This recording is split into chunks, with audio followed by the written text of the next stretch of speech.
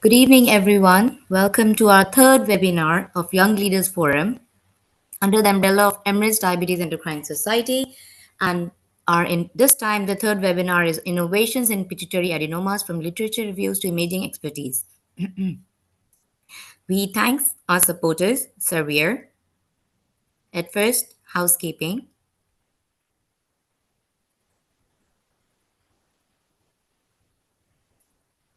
So this webinar will be live streaming. And if any one of you are just logged out, please log into our YouTube channel, which is IDAS. We have this credit points for 1.5 CME, which will be given at the end after 4 months, after 4 weeks, after 4 weeks when you fill in the form. And after that, we will be giving the evaluation form, we'll be giving the CME credits on the email which is registered. There'll be Q&A question session. Please, in the question answer session, keep writing your questions. Please address to the speaker, the presenter, and I will take the question answers at the end after all the 3 presentations. You can listen to this on-demand webinar, which will be on the EDS Institute. So I'm Dr. Umaira Aziz. I'm the consultant diabetes endocrinology. I'll be moderating this session whole today. I'm a consultant at EHS Ras Al Khaimah, and these are my further credentials. So without any further delay, I would love to introduce my esteemed colleague, Dr. Raya Al-Mazrui. She'll be doing our first session, which will be on Diagnostic Approach to Hyperprolactinemia. She's a consultant endocrinologist at Tawam Hospital. She's an assistant professor in the College of Medicine and Health Sciences at UAE University. She has completed her research work at Harvard Medical School Global Clinical Scholars. She did complete her training over there, and she has done her fellowship in diabetes endocrinology at Imperial College. Dr. Raya Al-Mazrui, please, the virtual stage is all yours.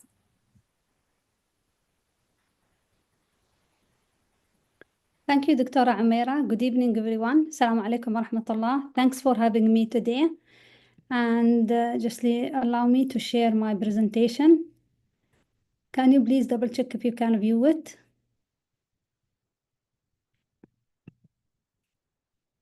Okay.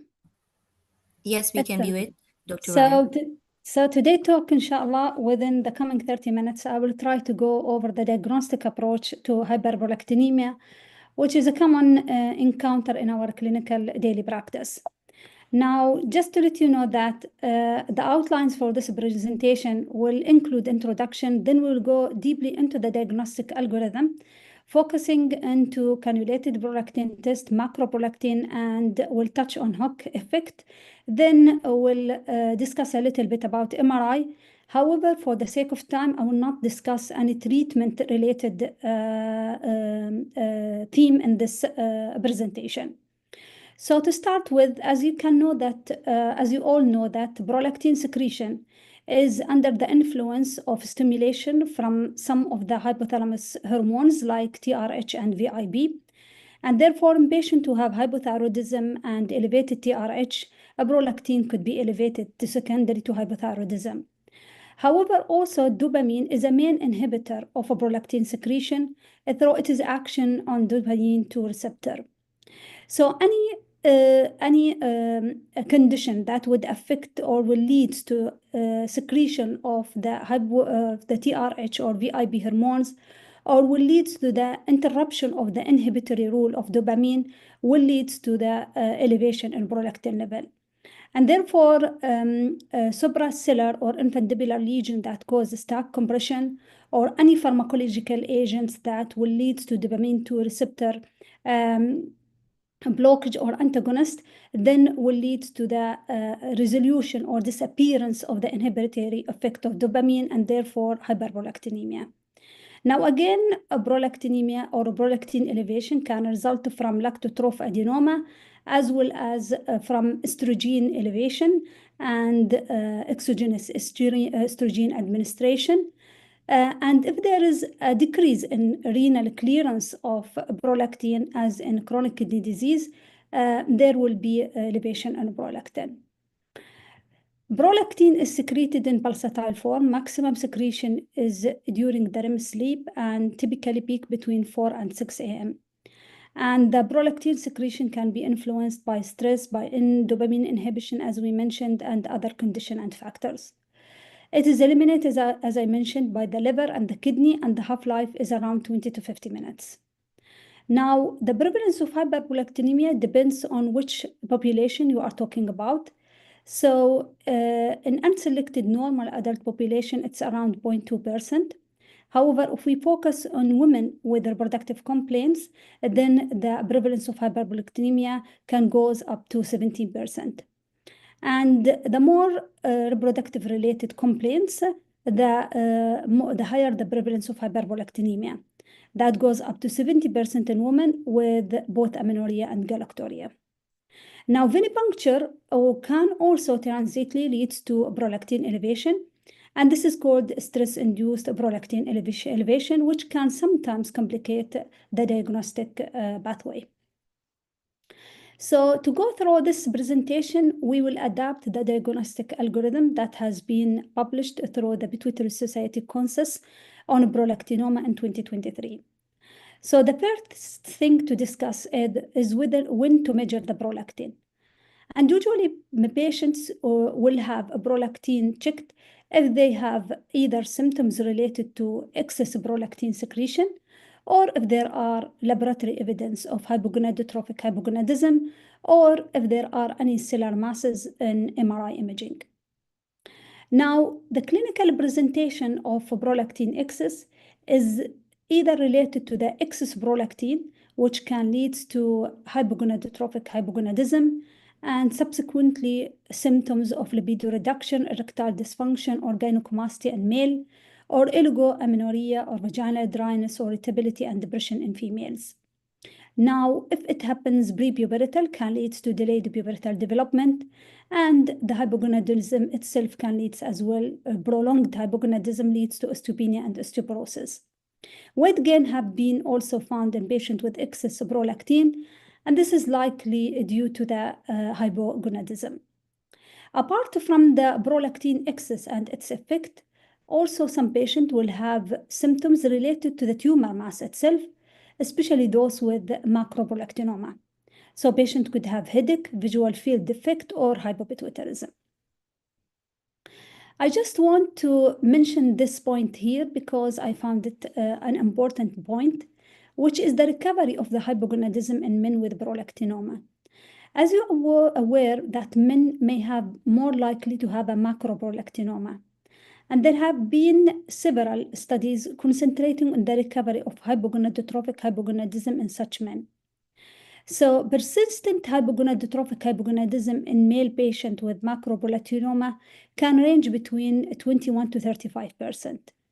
And the predictors of persistence of symptoms usually correlates with the baseline presence of visual field deficit, baseline lower testosterone level, and pituitary hormone deficiency. So these patients who have these symptoms are likely to have persistent hypogonadotrophic hypogonadism even after achieving EU or normal prolactin on treatment. This doesn't mean that every patient will develop persistent hypoc, but these are the patients who are likely to develop it. Now, other studies showed that also prolactin normalization time in medical therapy can predict this, as well as baseline tumor. So the shorter the duration of prolactin normalization in medical therapy, patients more likely to have recovery of their hypogonadotrophic hypogonadism. So this is all to talk about the first part of the diagnostic algorithm, which is when and to check prolactin. And now we'll concentrate on this middle part, is when you check prolactin. And this is when you check prolactin, most of the time you will encounter a mild elevation in prolactin. And here get the dilemma whether you have to go further for imaging or you have to rule out something else. And as per the consensus guidelines, if the prolactin elevation is less than 200 nanogram per ml, which is around 4,200 milli international unit per liter, then you need to consider other factors. And first part, we will consider the secondary causes of hyperprolactinemia. So if you look in this survey or in this study where they look for the etiology of hyperprolactinemia in Brazilian cohort, you could see that the prolactin elevation is very clearly elevated in patients with macroprolactin. However, in those patients who have microprolactinoma or a prolactin elevation due to other causes, they have an overlap levels. And therefore, in patients who have a mild hyperprolactinemia, it would be difficult to differentiate whether this is due to microprolactinemia, drug-induced, or it is due to macroprolactin protein or other secondary causes. We know very well that in general, serum prolactin level parallel the tumor size. And it is agreed that in patients who have a prolactin level that is above the 5 times upper normal limit, which is around the 3 to 4,000, then these patients are very likely to have a prolactinoma. However, in patients who have a prolactin level less than that, then the differential of prolactin elevation could be wide, including all these that are depicted here. There are several causes that can cause mild hyperprolactinemia, include physiological causes as well as pathological causes. And you can see that stress, sleep, pregnancy, of course, lactation, physical exercise, all can lead to physiological rise in prolactin. The pathological causes could be related to pituitary causes or to systemic diseases. And there is a long list of drugs that can cause mild hyperprolactinemia, not only antipsychotics or antidepressants, but even some commonly used antihypertensive or antiemetics, as well as estrogen and opioids. So just be aware to screen your patient for any drugs that could lead to mild hyperprolactinemia when you encounter a patient with elevation that is not sky high. So now if the patient have a prolactin level that is less than 200 nanogram, and we ruled out all these causes, could it be to other causes rather than medication or secondary causes? Yes, it could be due to stress-induced venipuncture related or due to macroprolactin. And first we will discuss the macroprolactin. So prolactin presents in different isoforms. The majority of the isoform that present in our serum is called monomeric free prolactin. And this accounts for around 60 to 90% of total prolactin, and it is the active form. However, there is a minority of patients, or there are a lower percentage or presence of big prolactin, or what we call it macroprolactin, where prolactin is attached to other antibodies or to aggregates, and this is usually inactive form. However, it is important to differentiate between it and between the monomeric active form in order to proceed with investigation and treatment. Now, in immunometric two-site assay, you can see very clearly here in the presence of macroprolactin, it can lead to elevation in macroprolactin, and sometimes patient could have both macroprolactinemia as well as elevation in monomeric prolactin. And the way to differentiate between these two will be discussed later. However, one of them is called polyethylene glycol precipitation. That we'll discuss further later. Now, the prevalence of macroprolactin in patients with hyperprolactinemia is widely variable. However, it is around 19%. And it ranges or it depends due to the gross variability in the detection of macroprolactin by the commercial immunoassay. So you can see here in this graph different specimen of a prolactin and measured by the gold standard, which is the gel filtration. So you can see that this patient with this prolactin level, and you can see how variable is the prolactin detected by different immunoassays. While you can see here that Beckman and Centaur are doing better, Roche can give you a very high fold of a prolactin elevation. Remember, this is an old study, but it can show you how variable the immunoassays in detecting macroprolactin. And Roche assay nowadays, we have Roche assay 2, and this one based on it is mainly on Roche assay 1. So the variability in detecting macroprolactin can range between 2.3 to 7.8 fold. Now, in order to detect the macroprolactin, there are different ways. The ideal and the gold standard is gel chromatography or gel filtration. However, this is time-consuming and expensive, and therefore it is not done everywhere. The most commonly used method is polyethylene glycol precipitation, which is simple, inexpensive, and therefore it is highly used. However, it is not that specific, but still it can satisfy the need. The other methods are less likely to be used, and mostly the polyethylene glycol is the method that is used. So if you encounter a patient with mild elevation in prolactin, especially those who are asymptomatic, though sometimes patients may have mild symptoms, um, overlap with the patient who have true hyperprolactinemia. But in general, in patients with mild elevation of prolactin, especially those asymptomatic, then you need to rule out macroprolactin by doing big precipitation. If they're have the normalized monomeric prolactin, no further investigation or treatment is needed. However, if they have elevated monomeric prolactin post-pigylation, then you can manage them as per the hyperprolactinemia guidelines. Now, how they report the macroprolactinemia using polyethylene glycol? The most commonly method for reporting is by use the prolactin recovery percentage. And most of the labs use the cutoff of recovery less than 40 or 60%. With this also, you can have both macroprolactin and monomeric elevation. Other method, which I think it is more accurate method, however, it is not widely used, is just to do check the prolactin level post big precipitation, and then see if the prolactin level lies within the post-pigylation reference interval. Then this is the hyperprolactinemia is not true. But if it is above the upper limit of the post-pigylation reference interval, then the hyperprolactinemia is true. In order to do this, you need to have a reference for the prolactin post-pigylation reference before using this method. And this means that you will take lots of sample of prolactin, you do pigylation for all of them, and then you do identify the post-pigylation reference interval. And therefore, it is not widely used, but the recovery percentage is the widely used one. We did this small study on consecutive patients who have macroprolactinemia prolactin test. At one time, we were doing it for almost 3 consecutive months for all patients.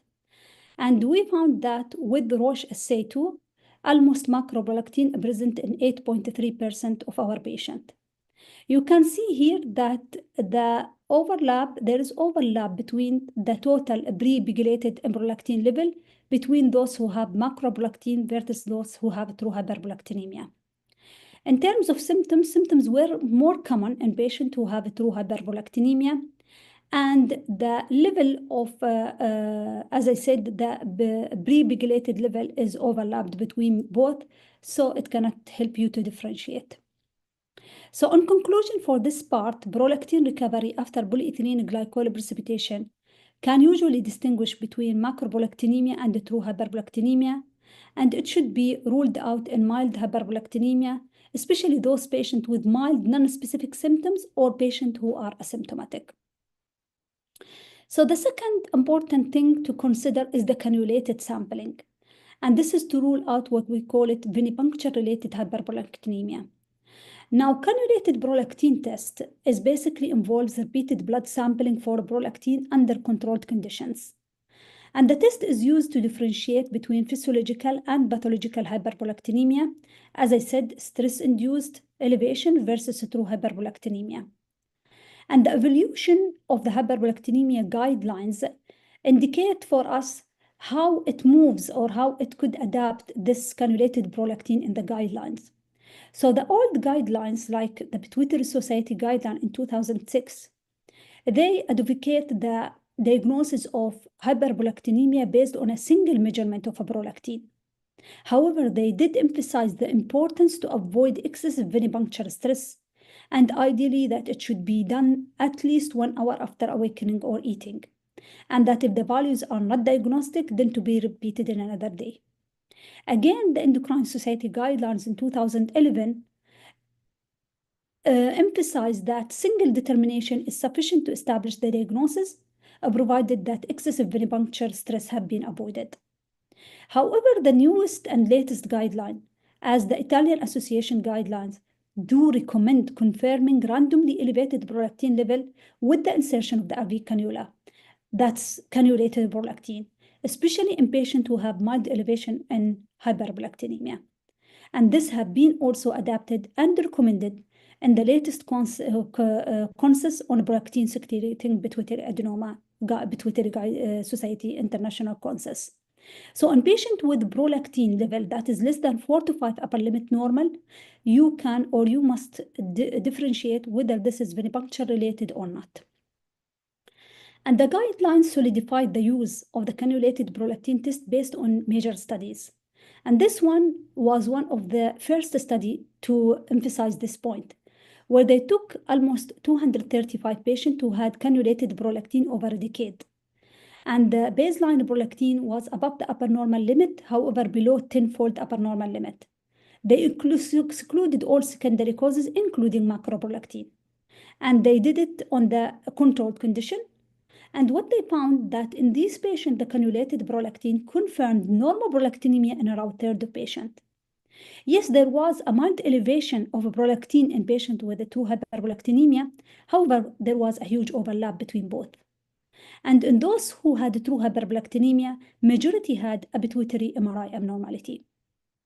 Now, they tried to look for the cutoff that can be used or that we can define that there is no need for cannulated prolactin. And what they found that if the prolactin level, initial prolactin level was above the 4 upper limit normal, then you don't need to do cannulated prolactin because it's very likely that this patient have true hyperprolactinemia. And what they found also that the presence of type and type of symptoms at the time of the presentation was a poor guide to whether true hyperprolactinemia present or not. The only difference was only on galactoria. We conducted the same study, but we had a smaller sample size because we used patients who had 2 mildly elevated prolactin level. And again, those who had cannulated prolactin, almost a third of them normalized on this test.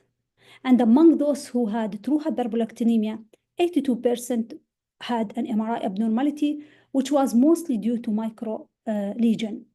Now, in this small study, we did not find a difference in the symptoms distribution between those who have mild, prolactin normalization versus those who have true hyperprolactinemia. In another study as well, they found that almost 52% of patients normalized at time 0 during the cannulated prolactin test. And further, 27% normalized at time 60 and 90. And that through our cannulated prolactin test was able to detect true hyperprolactinemia in around a third of patients. And in subset of these patients who have 2 prior elevated prolactin, again, the cannulated prolactin, similar to our study, was or found to have was able to detect normalization of a prolactin in almost 38 patients, 38% of the patient at time 0, and additional 11% at during the test. And again, those patients who have a prolactin level baseline above the 5-fold upper limit normal were very unlikely to have false hyperprolactinemia and were very likely to have a true hyperprolactinemia. In this study, they tried to look for those who ended up having true hyperprolactinemia on cannulated prolactin and what did MRI abnormality they have. And among these 139 from 1,253 patients, these patients, when they did MRI for them, almost 76% they have an MRI abnormality. And most of these MRI abnormality were microlesions. Now, some or others will say, okay, why we don't do MRI directly after 2 mildly elevation in prolactin level? This is a bit old study. However, they tried to answer this question. And they did MRI for patients who have 2 measurement or elevated prolactin level. The second one was fasting and non-stimulated state. And what they found is that almost 61% of the patients have a normal prolactin. So still, even in patients who have 2 elevated prolactin level that is mild, still doing cannulated prolactin can help you to detect patients who have true hyperprolactinemia and therefore need an MRI.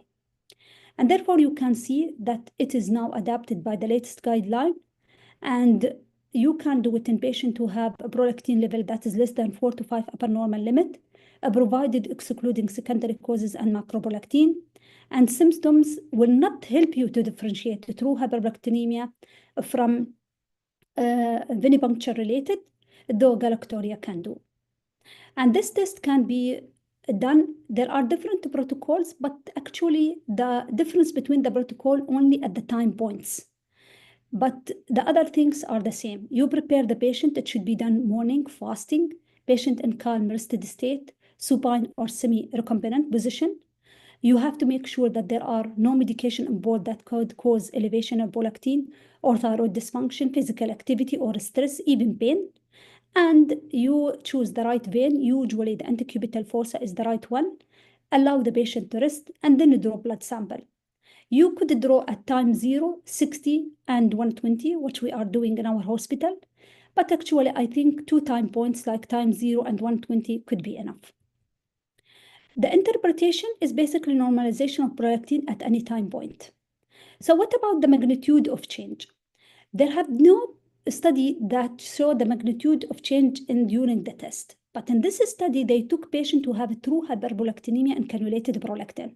So these patients are truly hyperprolactinemia.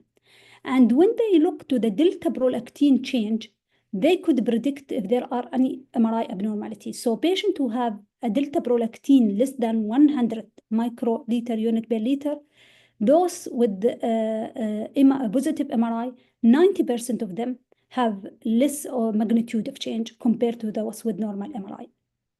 Challenges is usually the cost and accessibility of the test. However, the test can be done in an infusion center, very easy, and the cost is minimal. The assay doesn't cost much, and definitely the cost of the whole test is less than the cost of an MRI, and doing MRI in every patient with mildly elevated prolactin.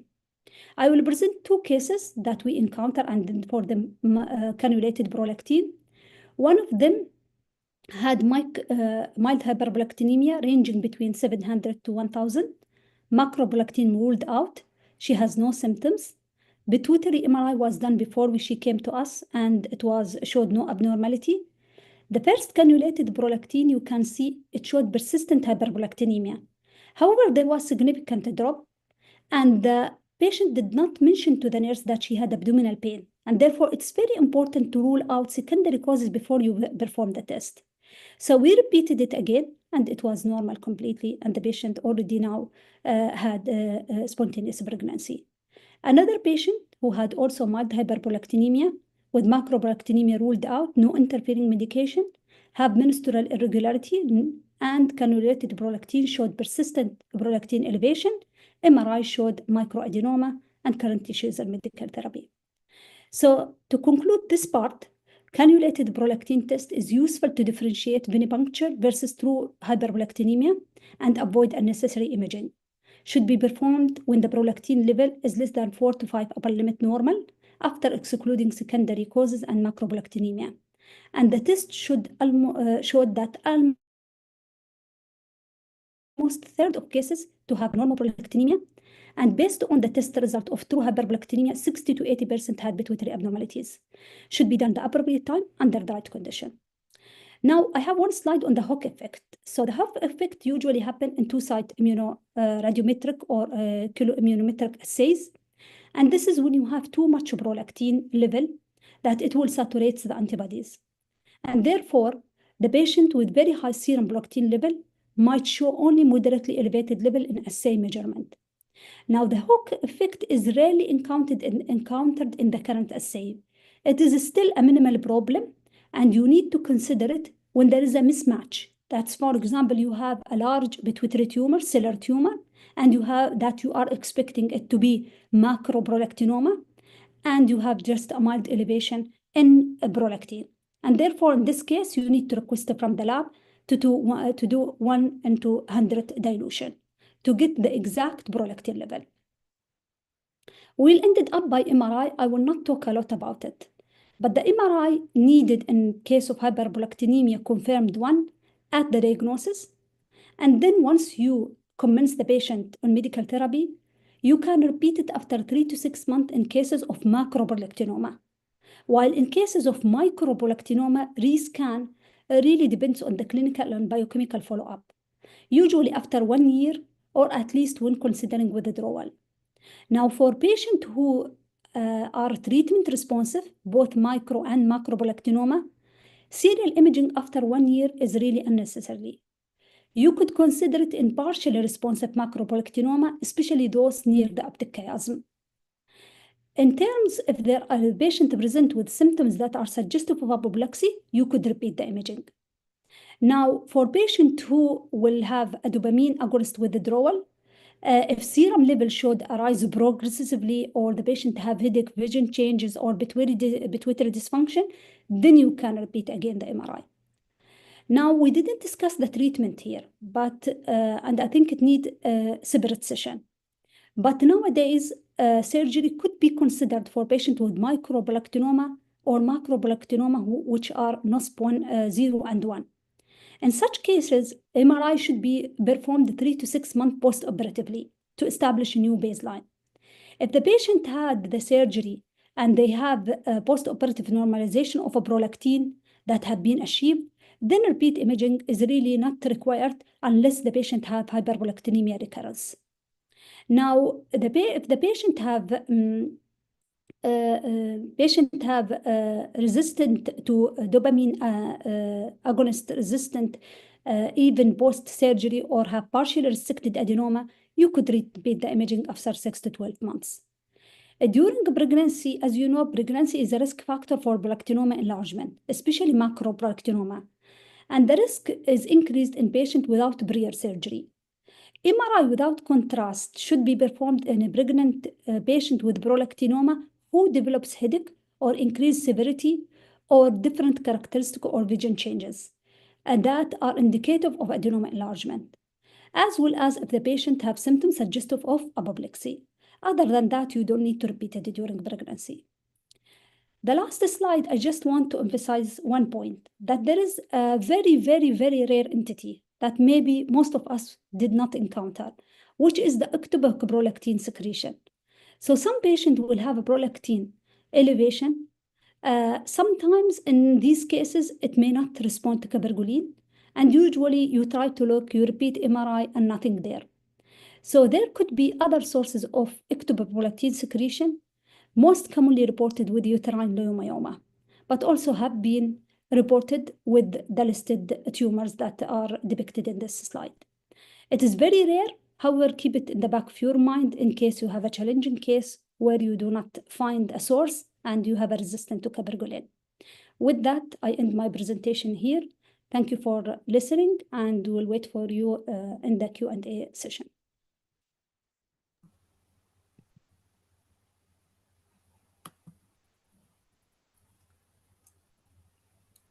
Thank you, Dr. Raya, for such an excellent presentation. Before we move on to the next presentation, I would just remind everyone, please type in your question and answers in the question section. My next presenter is Dr. Shamma Al-Shamsi. She is consultant endocrinologist at Tawam Hospital. She's done her fellowship from Imperial College of London in diabetes and endocrinology, and she specializes in managing complex endocrine disorders. She's going to talk about a pituitary case, which is a very interesting case, which is talking about a severe hyperglycemia when DK isn't what it seems. Dr. Shamal Shamsi, the virtual floor is all yours. Thank you, Dr. Amira, for the kind introduction. It's my pleasure actually to share this interesting case actually and to go through it with the audience. I'll start by sharing my screen.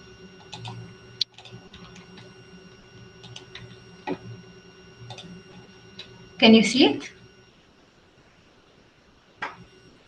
Yes, we can see it, please. Go ahead. Okay. Thank you. So, Assalamu alaikum, everyone. My name is Shamma Shamsi. I'm one of the endocrinologists in Tawam Hospital. Today, I'm going to present an interesting case, actually, that came in a different presentation that did not look what it seems, as the title says here. So we will call our patient Gigi. She's 38 years old, female, and she is from Africa. So this will be an interactive actually session. So I would like you all to share focus on the case and then share your answer at the poll if it is ready. So the patient presented to the emergency department with altered mental status, generalized weakness and dizziness. Further history was limited because of the patient's overall mental status at presentation. She was vitally stable. Her physical examination, she was irascible with GCS of 13. She was disoriented and dysarthric. The rest of examination was unremarkable. This was the initial blood test that was done by the emergency department. If you can have a close look, you can see that her blood glucose was as high as 33, serum osmolality, it was 350, pH was 7.23, beta ketones was more than 7, and her anion gap was 37. And you can check the rest of the electrolyte and kidney function that showed acute kidney injury with EGFR of 36. So my first question is, what is your first impression? What do you think is the diagnosis based on the blood test that was presented? Is this a DKA? Is it a hyperosmolar hyperglycemic state with ketosis? Is that a DKA overlapping with HHS or lactic acidosis? Or would you consider starvation ketoacidosis or alcoholic intoxication? I'm not sure how can I see the results.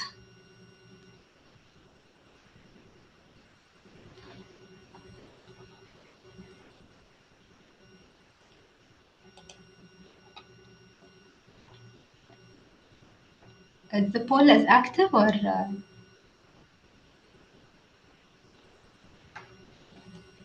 Doctor, the poll is active, and the first answer we have received about 40%, wherein Yeah. for the second it's 23%, for the third Yeah. option it's 22%, and the rest are below 10%.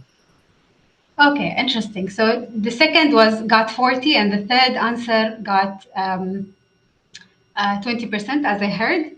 So, and the correct answer is the third option, which is DKA overlapping with HHS.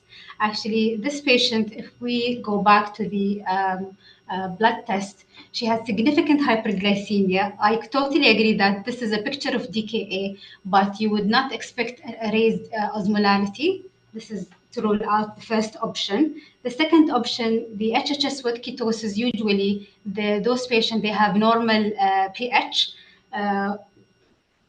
Like they have both a picture from ketosis and HHS. However, the pH will be normal.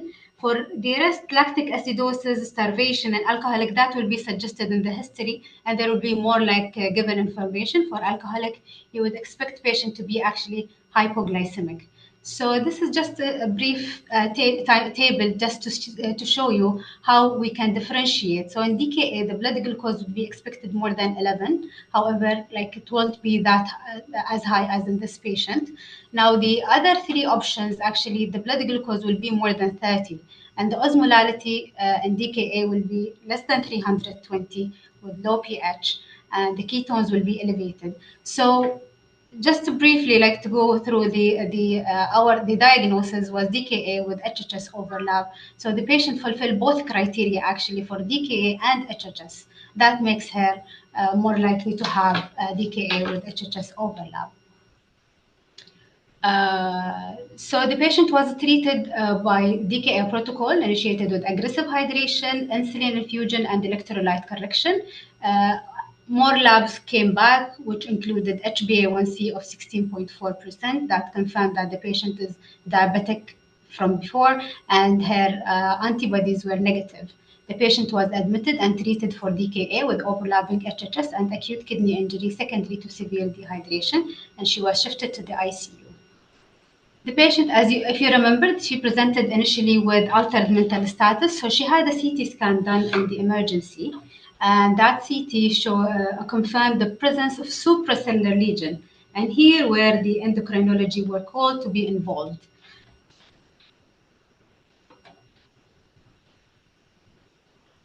So we went to see the patient, and the patient was at that time she was out of DKA, recovered neurologically. Further history and detailed examination performed, and the patient was in a better state at that point. The patient didn't have typical symptoms of pituitary lesion like headache or visual changes. There was no symptoms of pituitary dysfunction. She had regular menstrual cycle as per the patient. She works as a housekeeper. She is a mother of two, spontaneous uneventful pregnancy and deliveries. During her ICU stay, she exhibited persistent high blood pressure apart from her initial presentation in the emergency. In detailed examination, we have noted some phenotypical feature of acromegaly.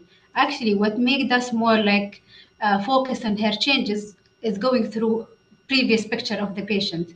And here you can see that the patient had interdental spacing, she had spaced, and I know it won't be shown in the picture, but the skin changes, enlarged hand, she had acanthosis nigricans and skin tags. So another question, which of the following phenotypical features is most specific for diagnosing acromegaly? Is it frontal busting and enlarged jaw, increased show size and ring size, widened nose and coarse facial features, spaced teeth, or soft tissue swelling and excessive sweating? So the pause is active, I believe.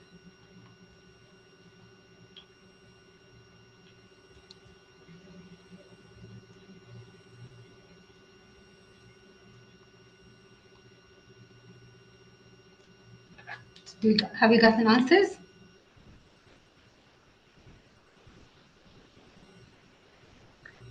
Doctor, just allow a quick few seconds. The Yeah, audience sure. is responding to the poll.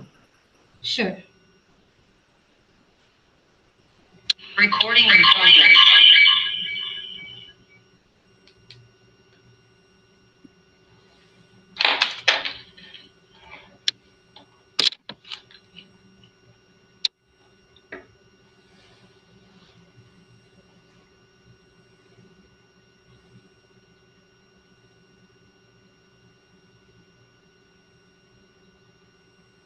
Okay, excellent.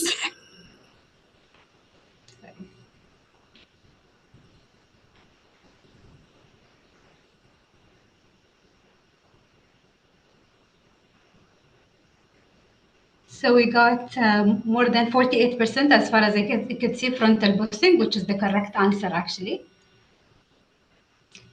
So clinical feature of acromegaly that you would notice once you enter the room is frontal busting, progantism and macroglossia, dental spacing, enlarged hands and feet, coarse facial feature that include thickened skin, enlarged nose and lips, soft tissue swelling.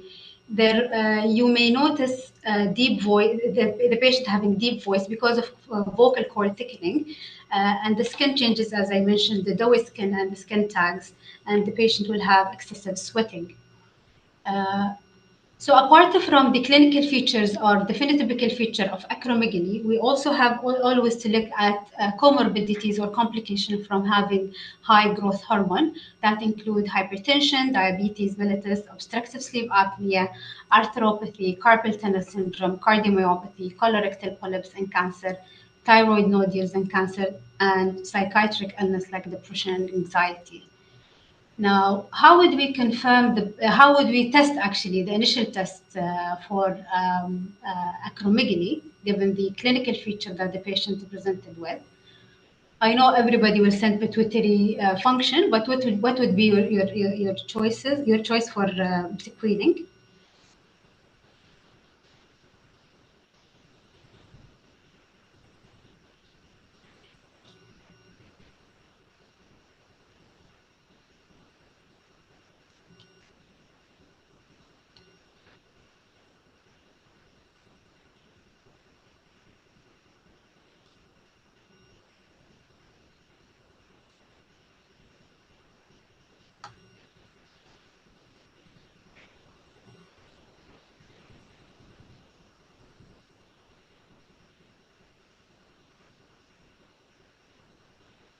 Okay.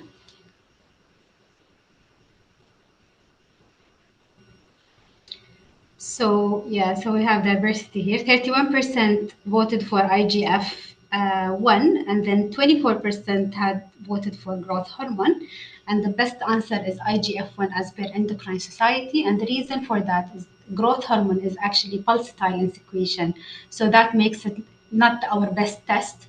Now for OGTT, it's a confirmatory test actually. And the question here, sorry for the conflict, but the question is about the first screening test for growth hormone exists. So further investigation, which was pituitary profile, you can see here the patient had IGF-1 of 60.7, which is elevated. Even her growth hormone was high. So she had a picture of central hypothyroidism with suppressed TSH and low free T4. Prolactin, surprisingly, was lowish. And she had hypogonadotropic hypogonadism, despite that she reported that she had regular period and she had spontaneous pregnancy in the past. Pituitary MRI confirmed the presence of intracellular macroadenoma with supracellular extension that you can see here in both views. So this is the sagittal and then the coronal section. We try to have a clinical and then departmental visual field assessment. However, the patient was was not cooperative with us. Now, the next question, which of the following MRI finding is most characteristic of acromegaly? What would be your expectation when you deal with acromegaly? Is it pituitary microadenoma less than 10 millimeter with extracellular extension, or macroadenoma more than 10 millimeter with supracellular extension, or atrophy with empty cell, diffuse pituitary hyperplasia without focal lesion? And the fifth option is erosion of dorsum cella with no visible pituitary lesion. I think it was already answered by our patient MRI.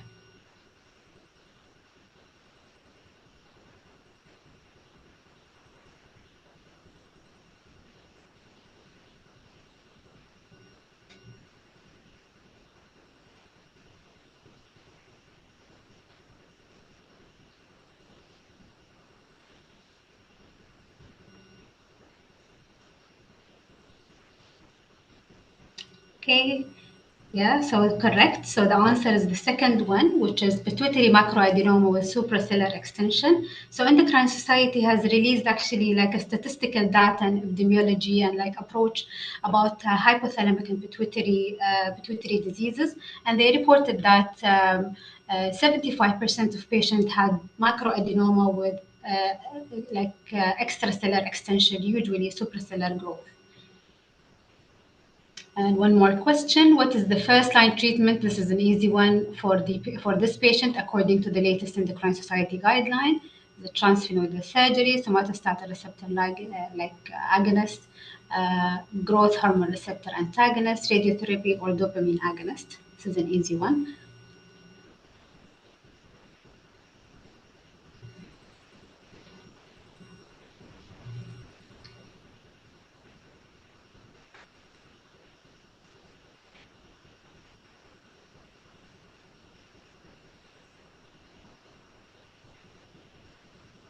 Okay, shall we get the answers? Okay, that is interesting. Okay, so the first line treatment actually transphenyl surgery. This is the best option and the best recommended treatment for acromegaly. Now, I know like 40% chose growth hormone receptor antagonist like bicvacimab, and there are 16% who chose somatostatin receptor ligand. So those are not actually first line. Some use this like when the patients are waiting for the surgery, but the best treatment will be the surgery definitely. And then after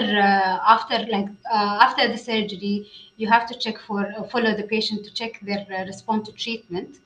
So yeah, here it is. The Endocrine Society guidelines recommend transphenyl surgery as the first-line treatment for acromegaly when the tumor is resectable.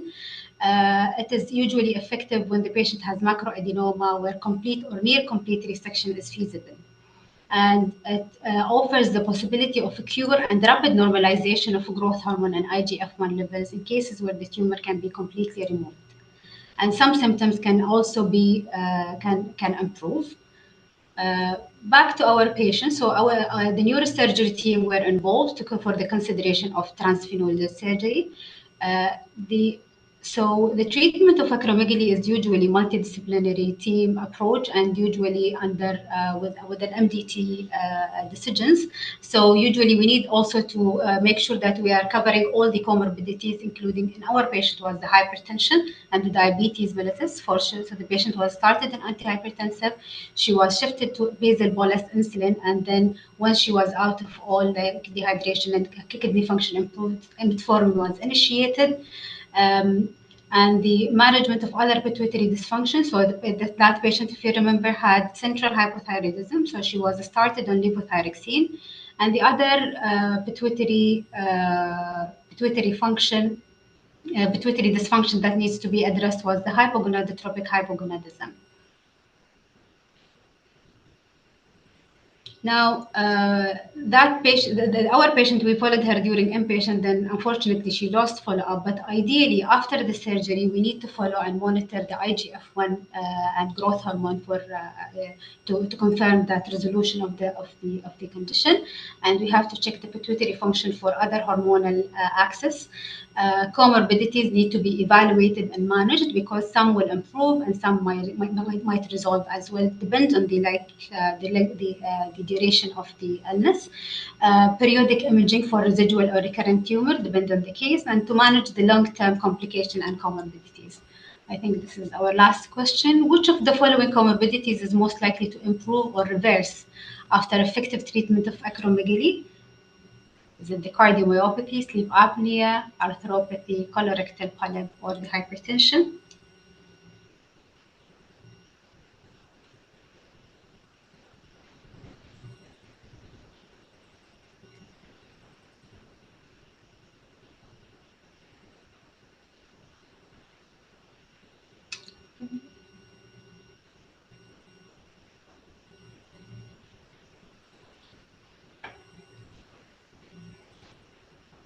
Shall we get the answers?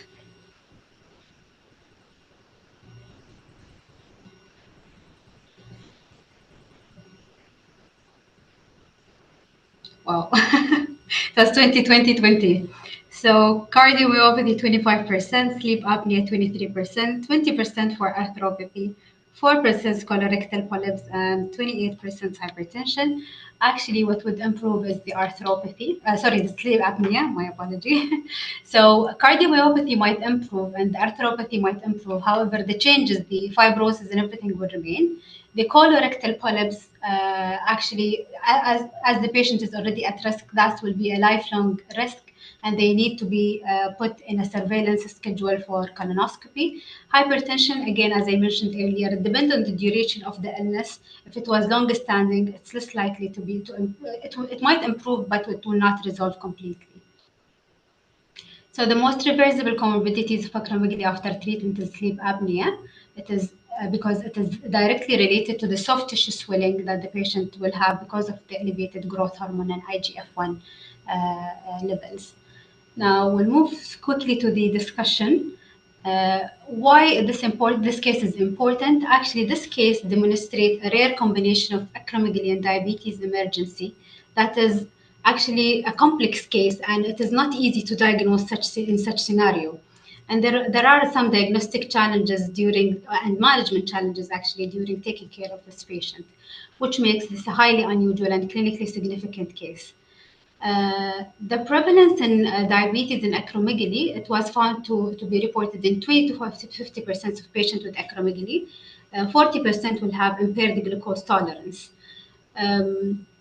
Now, thinking about how can like growth hormone excess lead to diabetes and also precipitate to DKA. So this is like a map and how it could be involved. So we start by having an excess of growth hormone, and that was linked directly to impairing insulin signaling in the liver and in the level of the liver and in the skeletal muscle and adipose tissue.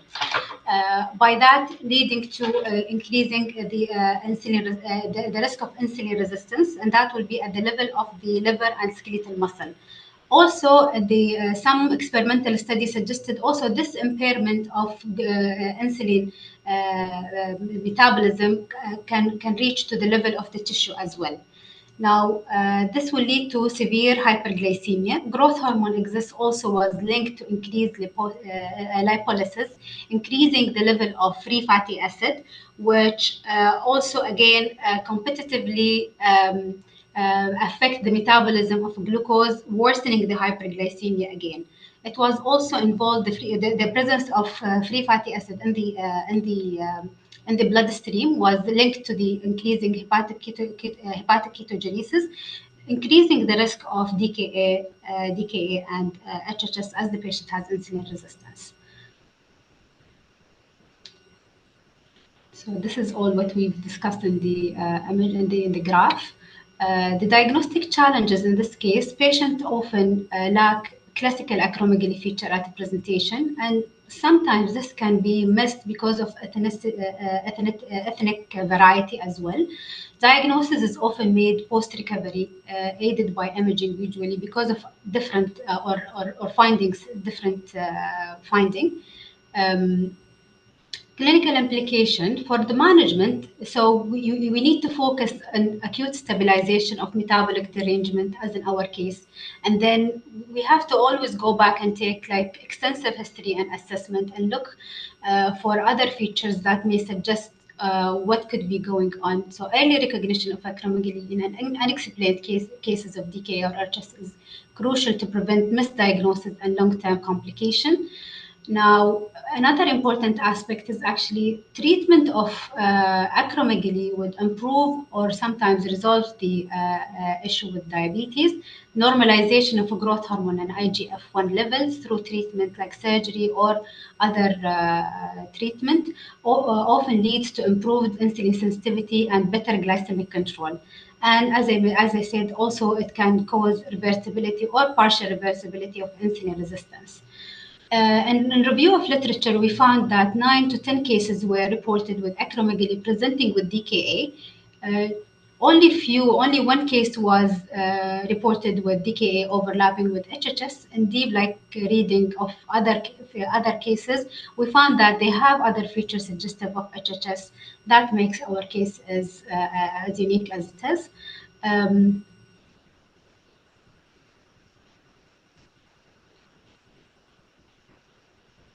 So, takeaway message is importance of considering secondary causes in an unexplained DKA, especially when the clinical picture does not suggest like the usual scenario that you're used to face during your clinical work.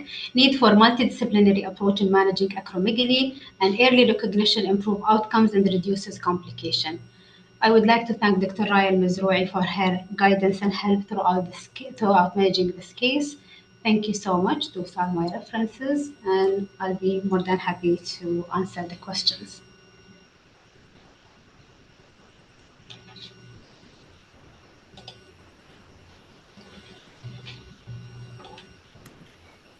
Thank you, Dr. Shamma, for such an interesting case. Really very interesting and very interactive session. Thoroughly enjoyed it. Thank you so much. Thank you. Now we're going to move on. I have first to remind everyone, please put your question and answer in the Q&A session. And we're going to move on to our next esteemed speaker, Dr. Sami Khan.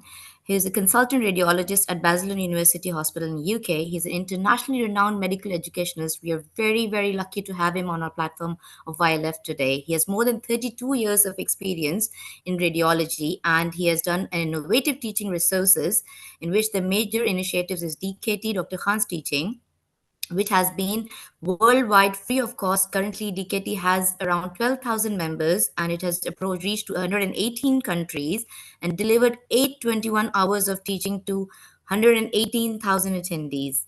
Dr. Khan has received many accolades, out of which, in short, which I can let you know, everyone, is about Royal College Radiology, JRF's Trainers of the Year Award in 2012, a special RCR award for exceptional commitment to training during the pandemic in COVID 2020 and 2019 at that time, and the award was given 2020, and the prestigious Couch Curley Lecture at RCR Global Congress 2022.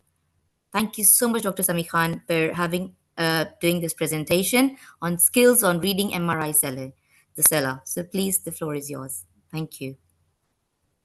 Thank you very much. And it's a huge honor to be invited by the Emirates Diabetes and Endocrine Society. I'm extremely grateful for that. And it is so nice to present this to all of you. Can you please tell me, just one second, is it projecting well? Just one second, let me.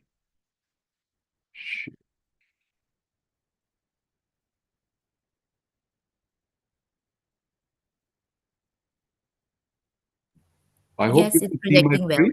Yes, Yeah. it is. Okay. So once again, thank you very much. My name is Sami Khan. I'm a consultant radiologist at Basildon University Hospital, and I'm also an associate lecturer at ARU. It's quite a cold afternoon here. Um, uh, as one of the titles you can see is our teaching platform, which is Dr. Khan's teaching. We call it DKT. We provide free of cost teaching to FRCR. Actually, this is targeting the Fellowship of Royal College of Radiologists students worldwide. So today I am going to uh, talk about reading MRI Sella, how to read it. It's an interesting topic because this is what we teach our radiology residents. So, of course, I won't go into details, but my talk is going to be under following headings. So this is what we are going to learn today. So I'll talk about MR anatomy, then imaging protocol, basically how do we do MR of the pituitary, then a bit of how to read it.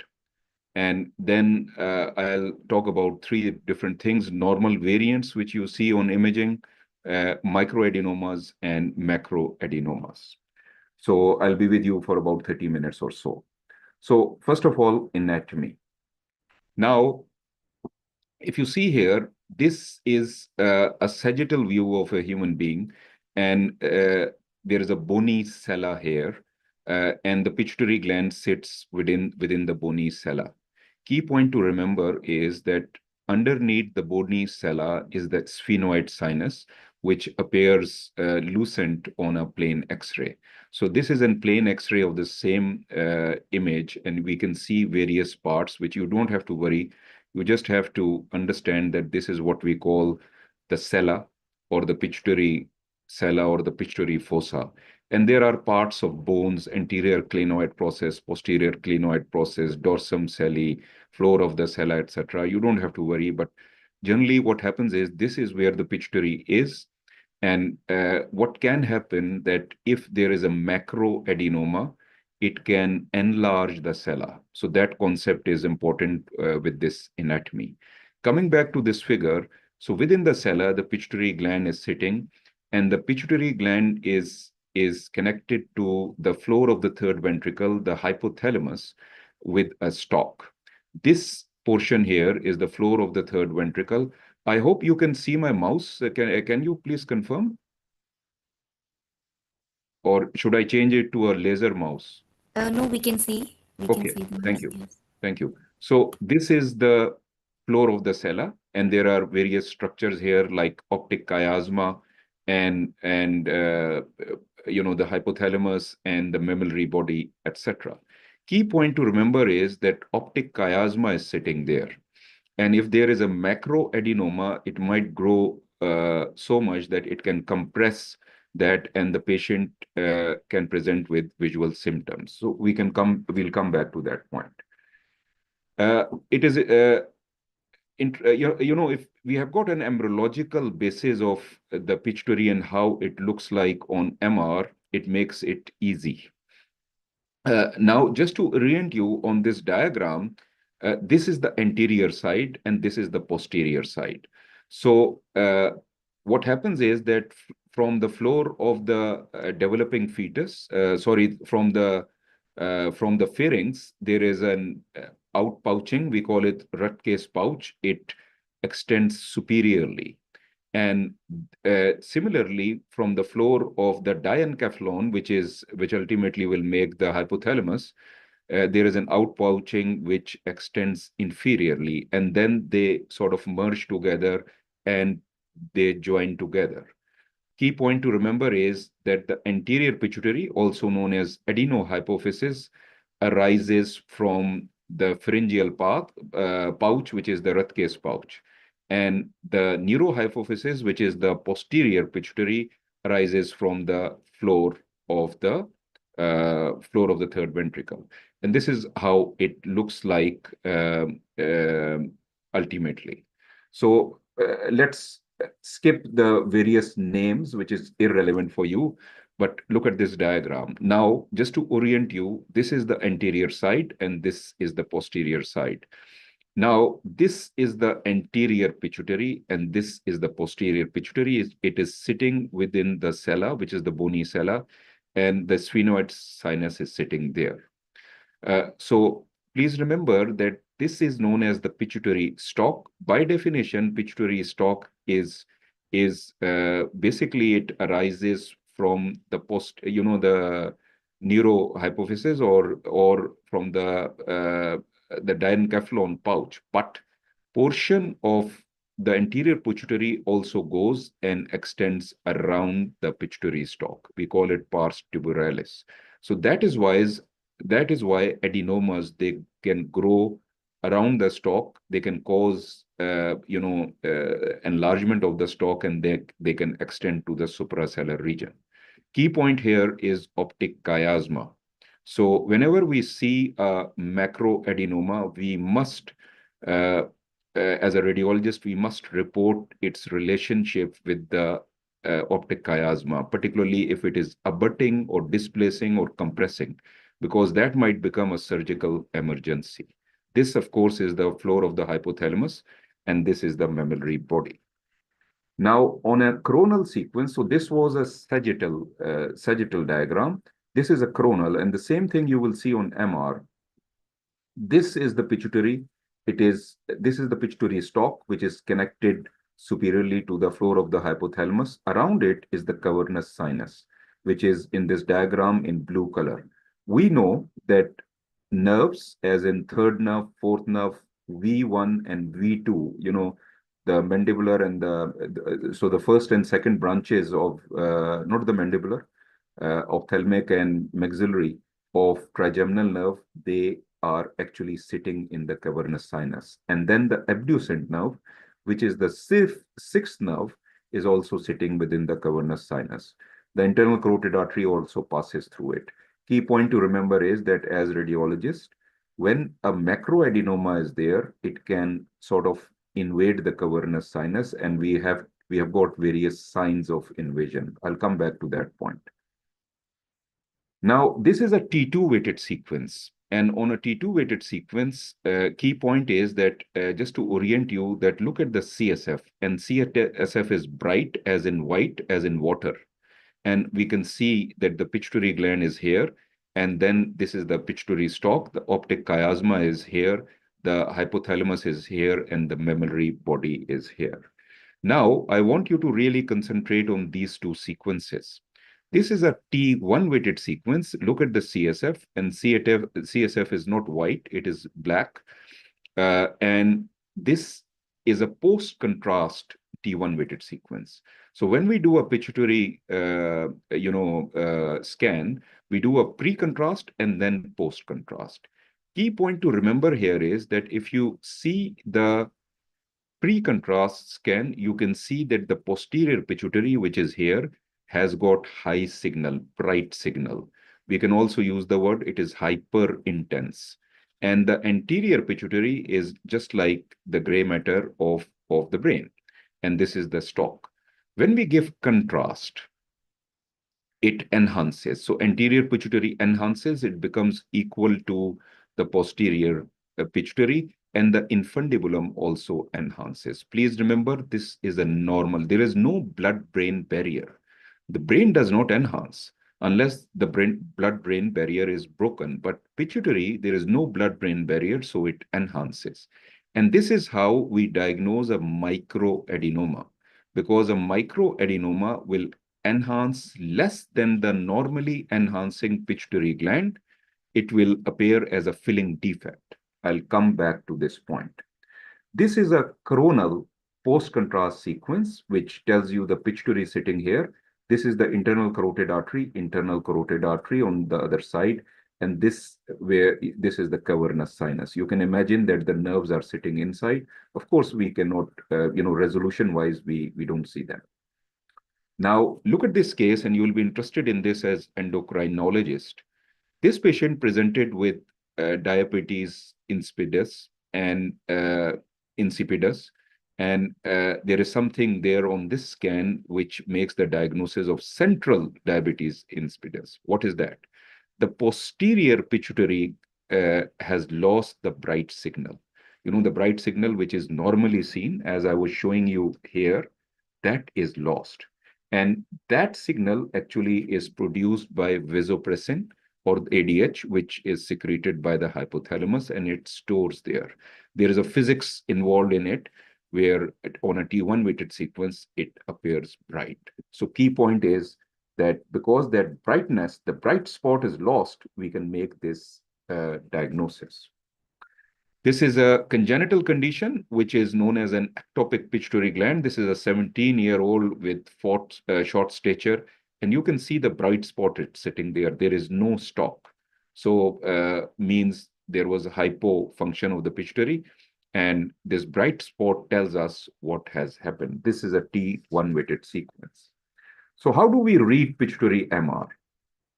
I'm going to show you a DICOM series to it, but just to orient you, I'm going to share my screen on a DICOM software on which we as radiologists report.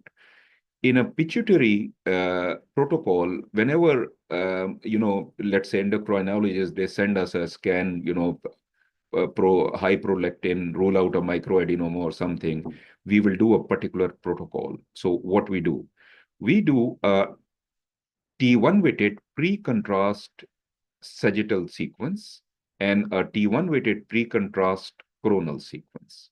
We also do a T2 weighted sagittal sequence. And then we give contrast. So after contrast, we do a sagittal as well as a coronal. This is a duplicate of this. So actually, we do 5 sequences just to target the pituitary. So let me show you how does it work.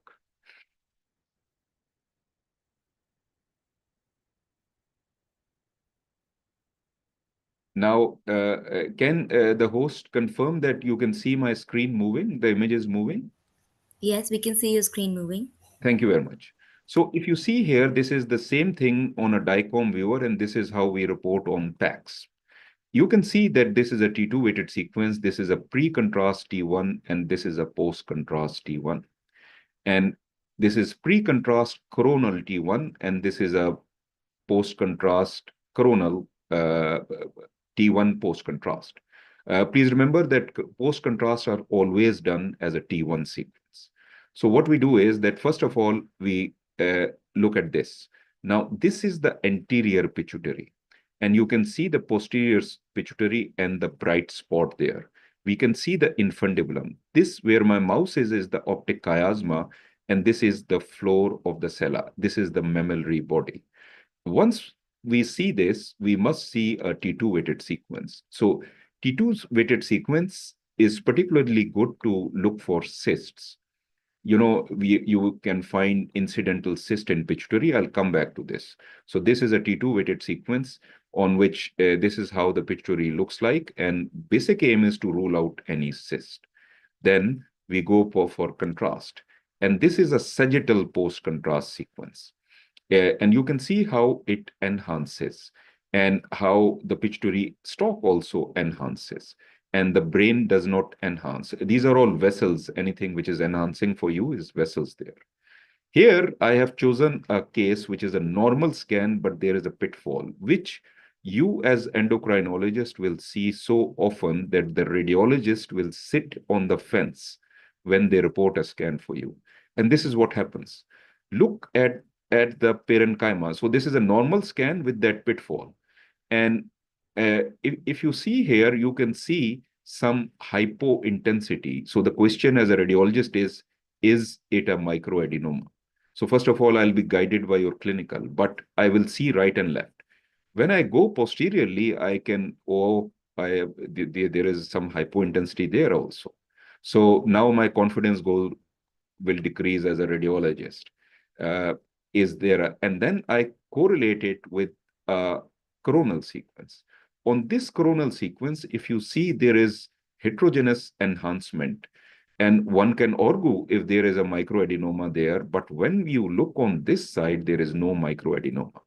In an ideal world, actually, whole of this enhancement should have been like, like this, where I am pointing out posteriorly. But many a times, because of technical factors and the time at which the scan has been taken, you find these kinds of artifacts, and we sit on the fence in our reports at times, and we say that please correlate clinically, if but when your clinical is a microadenoma and we see some upward convexity, etc., or no more focality, then we are more confident. Another thing is the way the post-contrast scan has been done. There is a technique, we call it dynamic post-contrast scan. Many departments do that, where we scan after 30 seconds of giving contrast, followed by 60 seconds, followed by 90 seconds, followed by 120 seconds. Some people even go to 150 seconds. And then the sensitivity to pick up a microadenoma increases.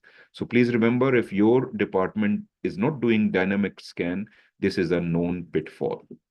So let's take it further. Now,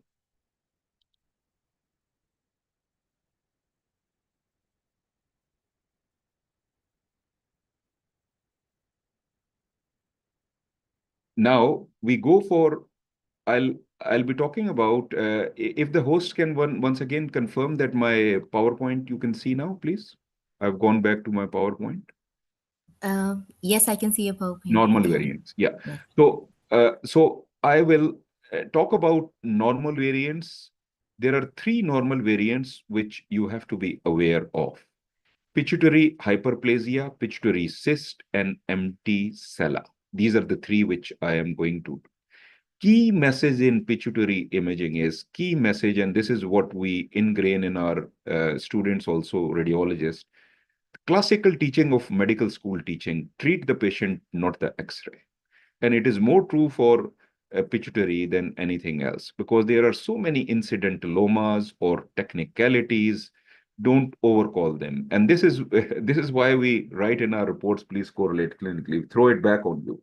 But this is the key message, and I will make this message again and again. You will see it as we proceed further. Normal pituitary gland has got usually please remember that the size and configuration varies with age and sex. Important point to remember. In children, it is less than 6 millimeter in craniocaudal dimension. In males and in postmenopausal females, 8 millimeter is the craniocaudal dimension. Physiological hypertrophy with 10 millimeter upper limit in young females. So in any young female, it can be 10 millimeter upper limit. There can be a bulge upwards, and this is a pitfall because a microadenoma will also cause this. But please remember, pregnant females and lactating females, and there are some other conditions which I'll show you, it can go up to 14 millimeter. And you can simply, if I am not told this information by you as the referral, I am going to simply report this as a macroadenoma. Simple as that, because this is how a macroadenoma also looks like.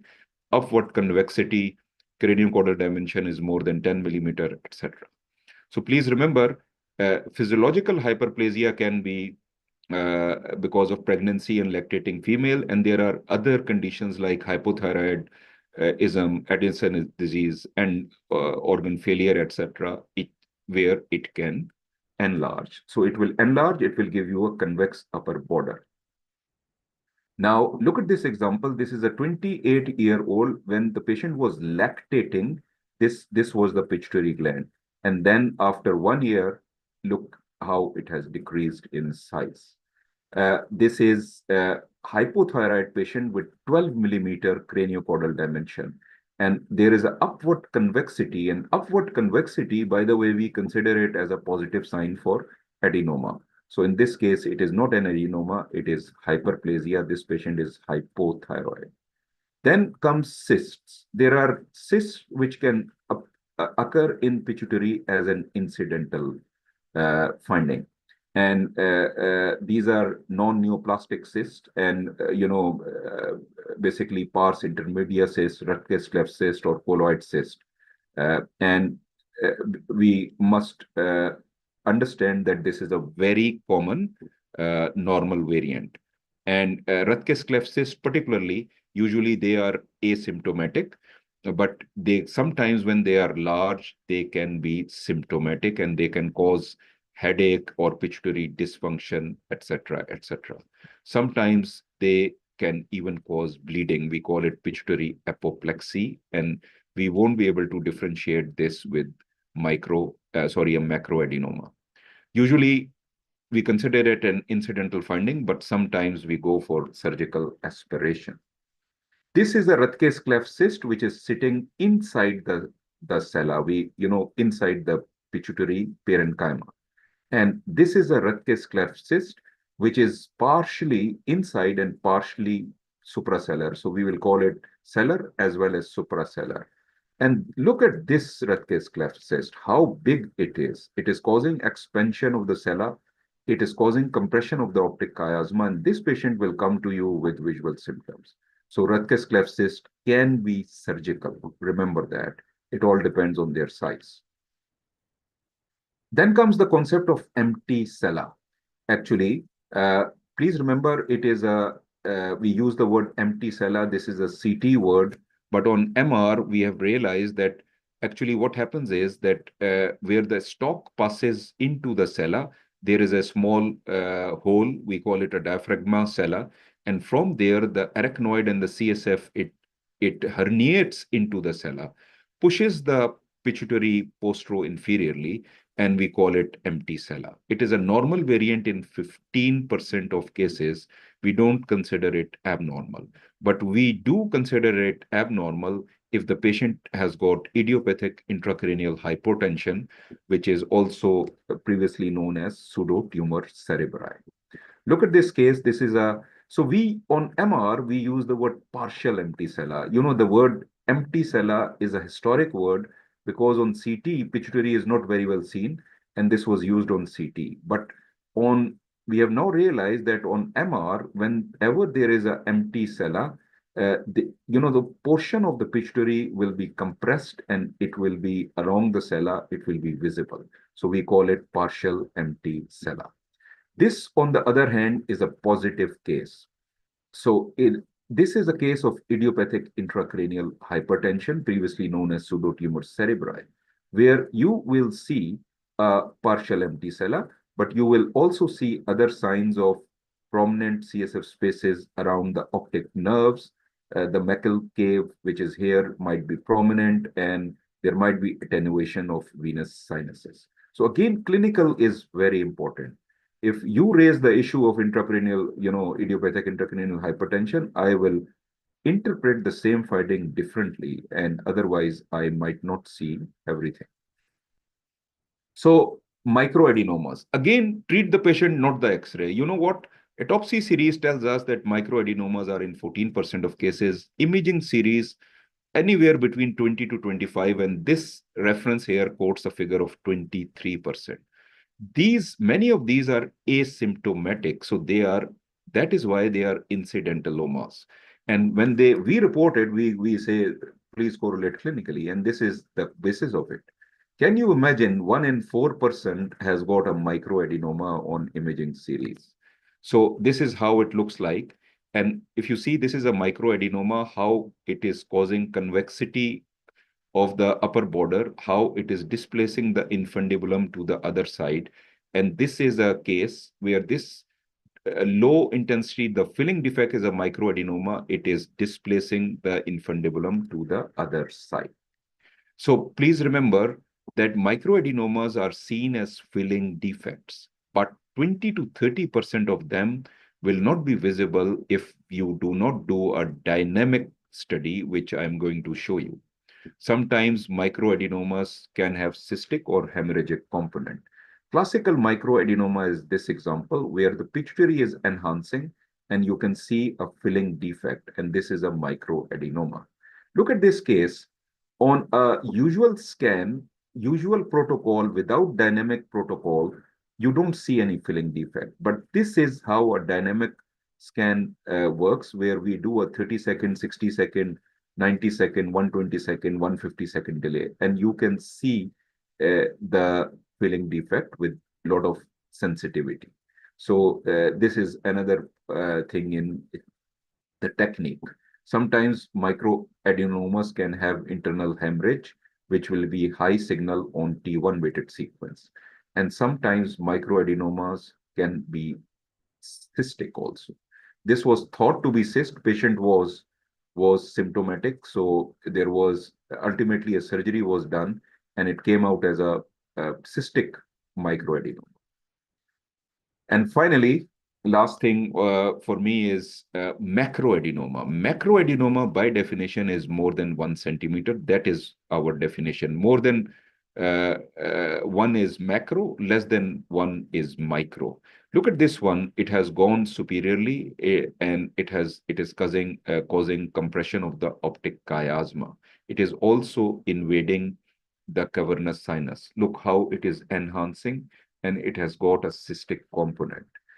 Look at this example where we can see this lesion, how it is causing expansion of the sella, and you can see that it is causing compression of the optic chiasma.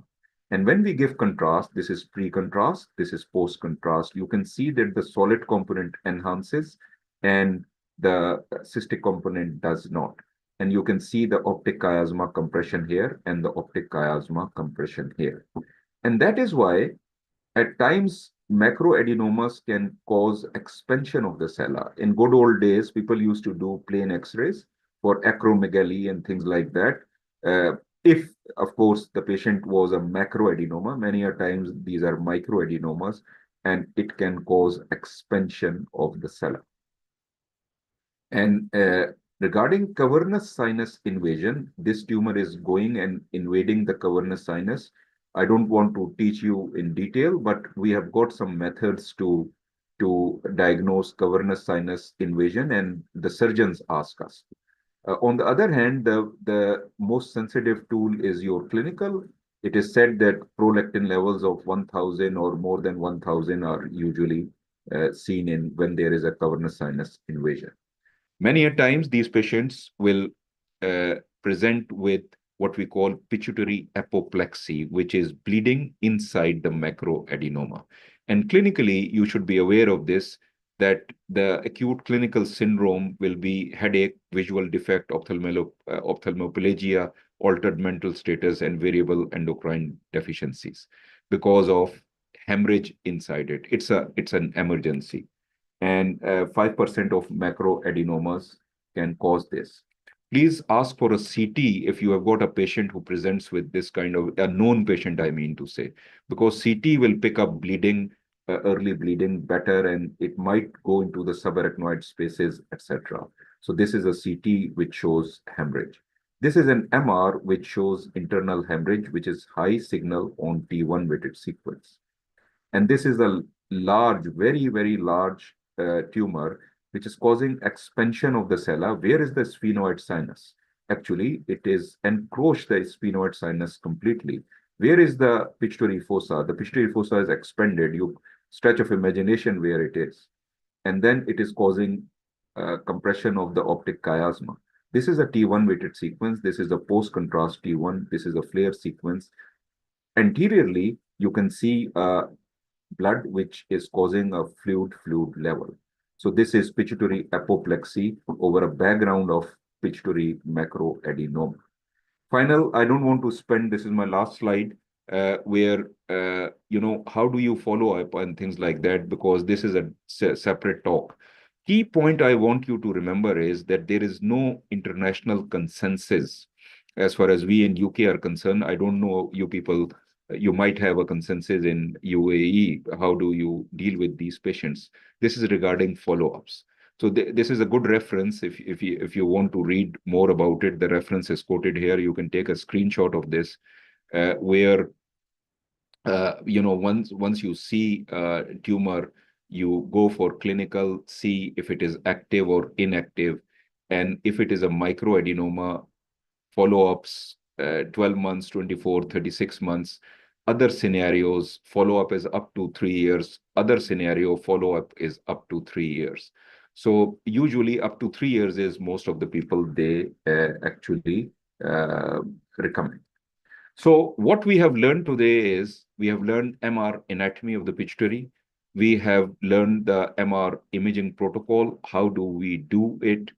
I have just gone through quickly a scan of pituitary and told you when we report it, how do we report it. I have also shown you pitfall in technique, where if we don't do dynamic scan, many a times we find pseudo findings in the enhancing post-contrast sequence.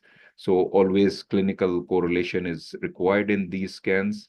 And then we have talked about variants, which include incidental cysts, for example, microadenomas, macroadenomas. Key message from my side is that, the normal variants and incidentalomas, did you see the figure on imaging? It can be between 20 and 25%. So this is how common it is. Even microadenomas, non-functional microadenomas, which will be confirmed on autopsy findings, might be picked up on imaging. So remember, treat the patient, not the X-ray. That is my main message for you. Thank you very much.